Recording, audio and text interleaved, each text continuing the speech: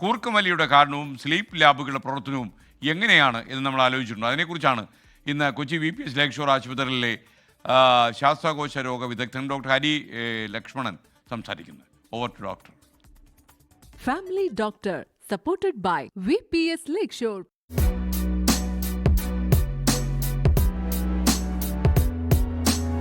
Sleep apnoea രോഗമുണ്ടോ ഇല്ലയോ എന്നുള്ളത് നിർണ്ണയിക്കാൻ വേണ്ടിയിട്ടാണ് നമ്മൾ സ്ലീപ്പ് സ്റ്റഡി എന്ന് പറയുന്ന പരിശോധന ചെയ്യുന്നത്. ഈ സ്ലീപ്പ് സ്റ്റഡി സാധാരണഗതിയിൽ ആശുപത്രികളിൽ സ്ലീപ്പ് ലാബ് എന്ന് പറയുന്നൊരു സെറ്റിങ്ങിലാണ് ചെയ്യുന്നത്. അപ്പോൾ അവിടെ രോഗിക്ക് സുഖമായിട്ട് ഉറങ്ങാനുള്ളൊരു സംവിധാനം ഉണ്ടാവും. സ്ലീപ്പ് അപ്നിയ ഉണ്ടോ എന്നറിയാനായിട്ട് കുറച്ച് കാര്യങ്ങൾ നമുക്ക് നോക്കണം. അപ്പോൾ ഒന്ന് ഉറക്കത്തിൻ്റെ ആഴം, അതിന് EG ചാനൽസ് ഉണ്ട്.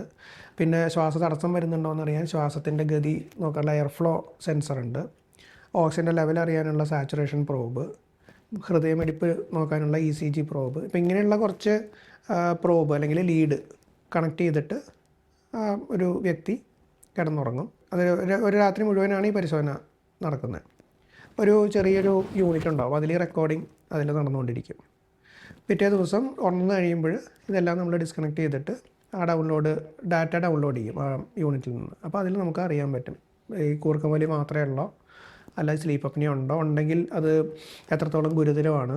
നമ്മളതിന് സിവിയറിറ്റി ഉണ്ട്, മൈൽഡ്, മോഡറേറ്റ്, സിവിയർ അങ്ങനെ 3ആയിട്ട് തരംതിരിക്കും.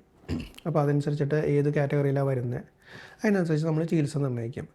ഈ സ്ലീപ്പ് അപ്നിയയിൽ ചികിത്സ എന്ന് പറയുന്നത് പ്രധാനമായും CPAP എന്ന് പറയുന്ന മെഷീനാണ്. നിർഭാഗ്യവശാൽ അതിന് മരുന്നുകൾ ലഭ്യമല്ല. കാരണം ഇത് ശരീരഘടനയുടെ വ്യത്യാസം കാരണം വരുന്നതാണ്, ഈ ഇവിടെയുള്ള ആ ഒരു തടസ്സം കാരണം വരുന്നതാണല്ലോ. അപ്പോൾ അതിന് മരുന്നുകൾ ലഭ്യമല്ല. ഈ CPAP എന്ന് പറയുന്ന മെഷീൻ അത് അടിസ്ഥാനപരമായിട്ട് ചെയ്യുന്നത് കുറച്ച് മർദ്ദത്തിൽ കുറച്ച് പ്രഷറിൽ എയർ ഉള്ളിലോട്ട് പുഷ് ചെയ്യും.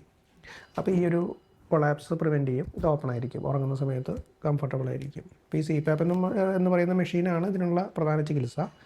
ചില സന്ദർഭങ്ങളിൽ സർജറി, ഇപ്പോൾ മൂക്കിൽ എന്തെങ്കിലും തടസ്സങ്ങളുണ്ട്, തൊണ്ടയിൽ തടസ്സങ്ങളുണ്ട്, അങ്ങനെ എന്തെങ്കിലും ഉണ്ടെങ്കിൽ ചില സന്ദർഭങ്ങളിൽ സർജറി വേണ്ടി വരാറുണ്ട്. പക്ഷേ ബഹുഭൂരിപക്ഷം പേർക്കും CPAP ആണ് ഇഫക്റ്റീവായിട്ടുള്ളൊരു ചികിത്സ. CPAP.